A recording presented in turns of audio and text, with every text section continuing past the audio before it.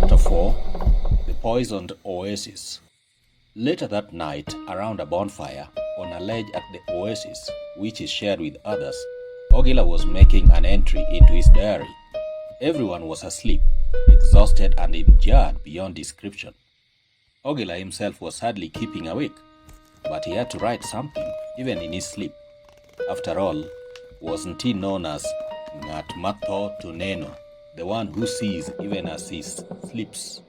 He wrote, "Today, we were quite lucky to find an oasis. So the Great Desert isn't just an endless stretch of sand and rocks.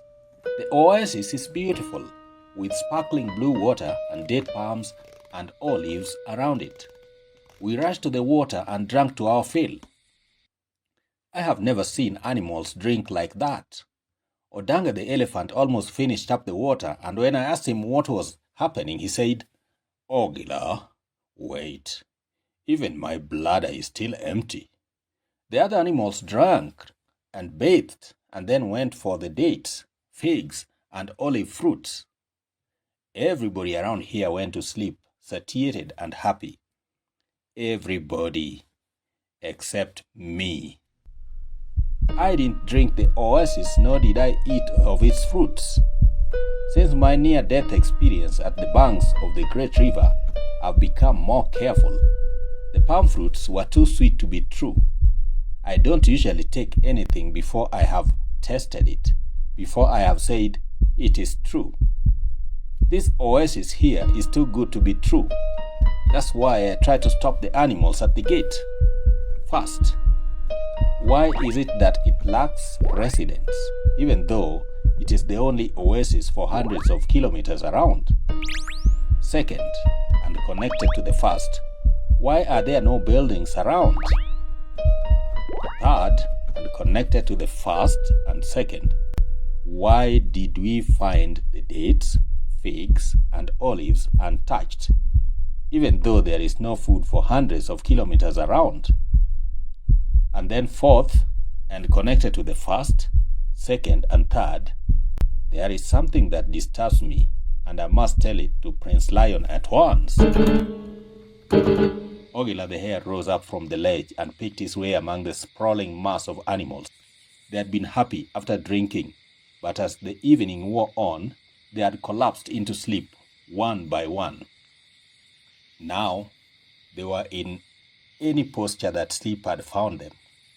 Some were on their bellies, some on their backs, and yet others even lay on their snouts. Ogila found Prince Lion near the entrance to the canyon, flanked by the buffalo, the rhino, the roan antelope, the zebra, and the leopard. All of them were standing, clearly on guard, but when he touched them, he found that they were fast asleep. They were not even dreaming, but sleeping as though they were dead. He turned to the ledge and wrote, "I shook Prince Lion several times, but he couldn't wake up. This is unusual. A lion must never be caught napping." The other animals, too, would not wake up.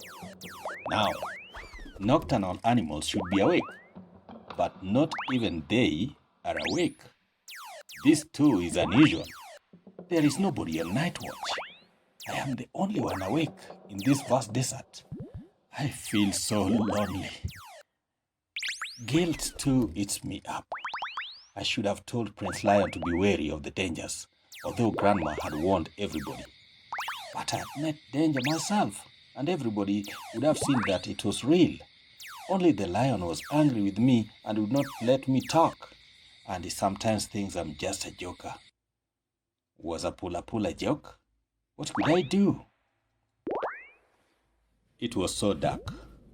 Ogila the hare could not remember when he last saw the moon, or make out whether it was the canyon that had screened it from him.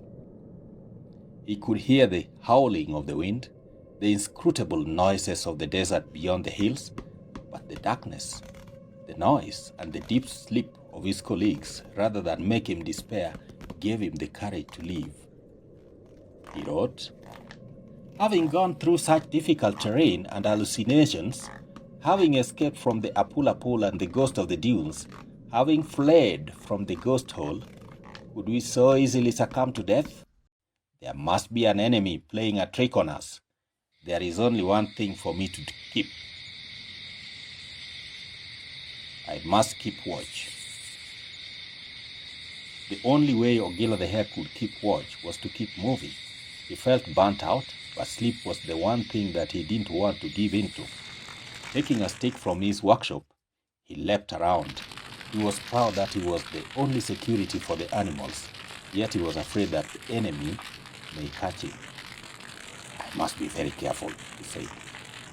It could even be that monster himself or his friends. He let me go so easily.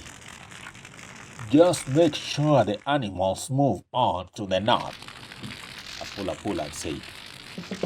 We were moving to the north anyway, thought Ogila. So what was the deal? Just because he wanted some prophecy to happen and he didn't want to interfere with it by eating me? Just because he wanted to digest all those creatures he had eaten?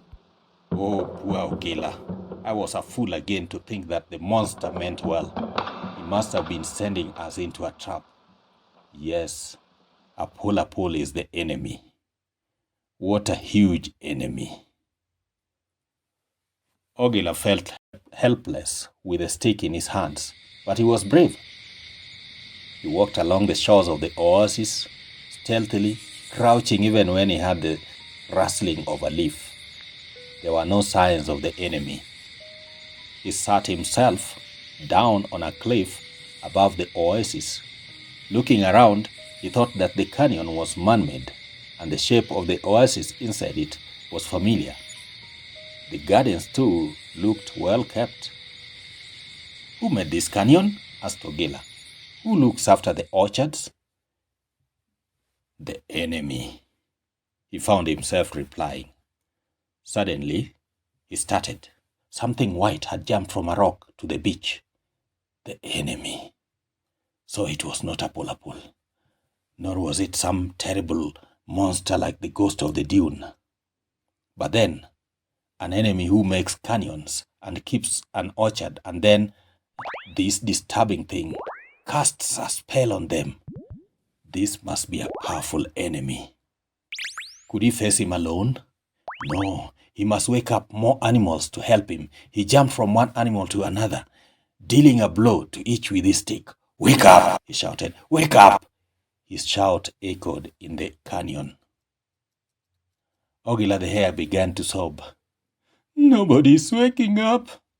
He realized that he had been stupid making such a fuss in the full sight of the enemy. Now he had exposed himself, and the animals and the enemy would first kill him, and then eat up the sleeping animals.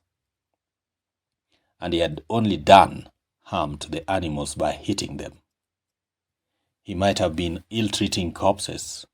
He went to the entrance again and whispered into the ear of Prince Lion, Wake up, Prince, wake up. The lion did not even stir, but in his posture he looked so strong and brave. Out of the corner of his eye, he saw the enemy move closer. The hour has come, said Ogila, clasping his stick.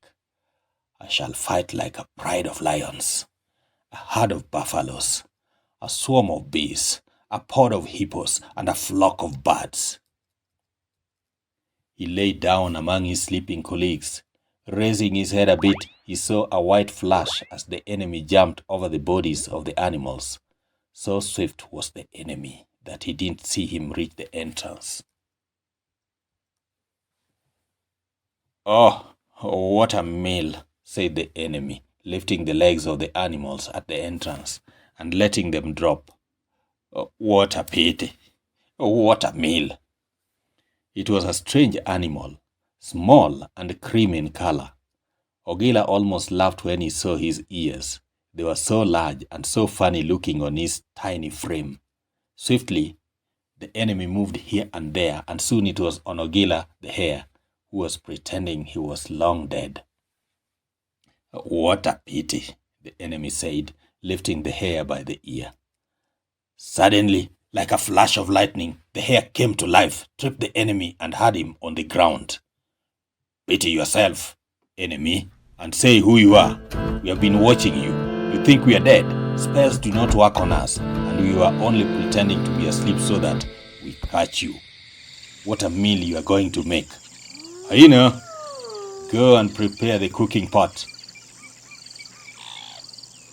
The enemy was in such a shock that he forgot what was happening and could not talk. But only for a brief moment. As Ogilah pressed the stick on his chest, the enemy pushed the hare with such force that he was tossed in the air before falling down on the rough body of the buffalo. Am I dead? Asked the hare, rather confused. No, stupid hare. You are alive and can go deep in your cooking pot. Who are you? Asked Ogilah, looking for a way to trick the enemy. I am Feneke the fox. Ogilah the hare searched his memory and said, You must be a fennec fox, the type we find in the desert, said the hare, edging closer to Fennec. Yes, said Feneke the fox, but do not try any trick on me anymore. I am on home ground. Well, said the hare, stopping in his tracks because he had been discovered. We hear a lot about you in the savannah. You sometimes come there to eat our hens. I don't eat hens anymore. I am your friend. I am tamed. What do you mean tamed? Asked Ogilah. That is my word. Once I tamed a little monster. Feneke let out a cynical laugh. For a moment, Ogilah the hare thought that Feneke had eavesdropped on their conversation with Apulapul and was trying to make fun of him for the lies he had told the monster. It means I am your friend. I want to help you. I don't believe you. You have to prove that you are a friend, said Ogilah. How do I prove that, friend? You have to drink the Oasis water and eat the fruits. Now, I see that you are still trying to be clever. You must have tricked people yourself. No, friend. Try another one. I don't want to sleep and then get eaten. Ogilah thought he had met his match. This fox was simply smart and it would be difficult to trick him. Tell me then what you know about sleep and being eaten, he said.